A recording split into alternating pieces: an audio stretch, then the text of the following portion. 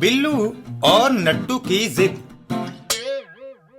एक दिन खेल के मैदान में नट्टू देखो, बिल्लू और उसके साथी सड़क के पार मैदान में फुटबॉल खेल रहे हैं। मैं पिचकारी से सबको रंग दूंगा।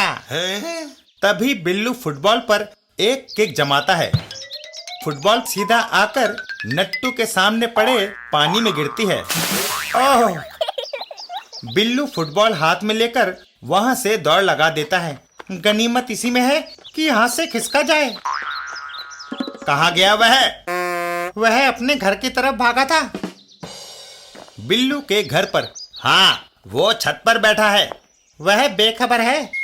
नीचे से पिचकारी की धार मारो और उसे रंग दो। नट्टू पिचकारी की धार बिल्लू की तरफ मारता है, लेकिन धार पलटकर वापस नट्टू के सिर पर गिर पड़ती है। आओ! आए! नट्टू, तुम अब यहाँ से चले जाओ। क्यों? अगर मैं नहीं गया तो क्या कर लोगे? तुम्हारे कपड़े बिगड़ जाएंगे।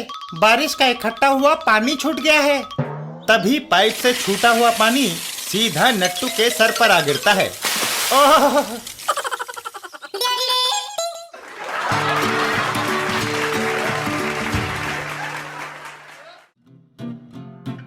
साइकिल सवार। जाड़े की रात एक साइकिल सवार गांव की सड़क पर जा रहा था। ओह, गजब की ठंड है भाई। और इस कम्बख्त कोट में बटन ही नहीं है।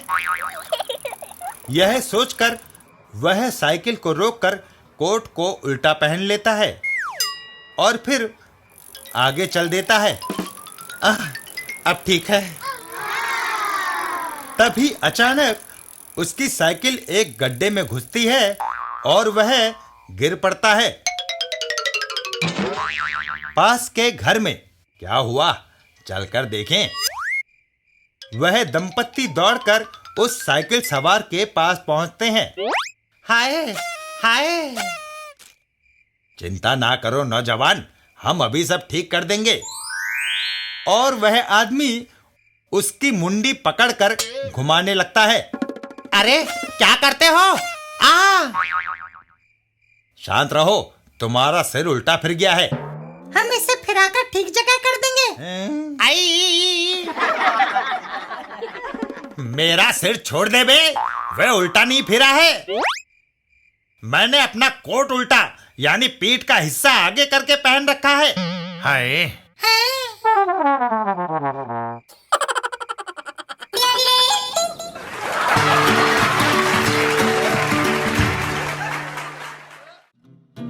पिंकी और झब्बू खब्बू। पिंकी, मैं बड़ी देर से तुम्हें तलाश रहा था। पीकू, आज मूड बहुत खराब है।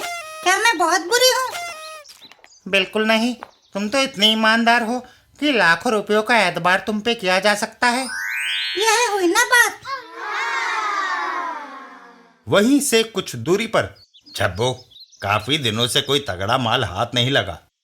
पिछले दिनों कर्फ्यू लगा रहा, वहां शरीफ आदमी की पहुंच नहीं थी। हम चोर उचक्कों को कौन घुसने देता।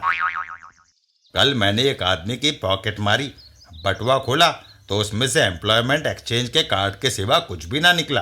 और नए फैशन की जो शर्टें चली हैं उसमें तो पॉकेट ही नहीं होती। ये तो सरासर हमारे साथ बेइंसाफी और ज्यादगी है। अगर दर्जी लोगों की कमीजों में पॉकेट्स ही नहीं लगाएंगे तो हम खाएंगे कहाँ से। तभी दोनों चौंक जाते हैं। तुमने 50,000 रुपए की मुझे रुई बेची, मैंने 1 लाख रुपए का तुम्हें तेल दिया, बाकी के 50,000 तुमने मुझे देने हैं। हजारों रुपयों का लेन देन हो रहा है। हाँ, लगता है उस दीवार के पीछे बड़ी आसामियां बैठी हैं।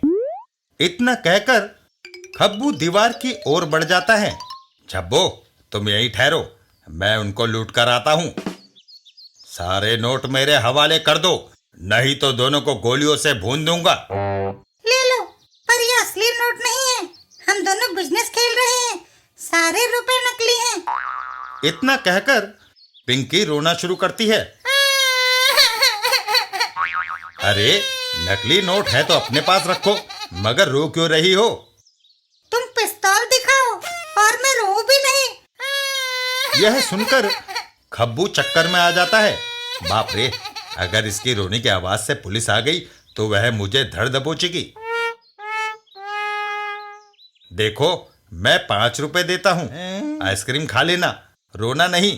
5 नहीं 10, हम 2 हैं। और फिर पार्टनर, हमेशा लेन देन में हमारा 50-50 हिस्सा होता है, तो फिर निकालो 5 रुपए। मैं उल्टे 10 रुपए देकर आया हूँ। तुम्हारा मतलब है कि एक छोटी सी बच्ची ने तुमसे 10 रुपए झटक लिए? कीचड़ में डूब मरने की बात है। तुम यहीं ठहरो, मैं उस लड़की से रुपए लेकर वापस आता हूँ। अबे बच गए। इतना कहकर झब्बू पिंकी के पास पहुंचता है। ए लड़की, बात हो गई मस्खरी, रुपए वापस दो।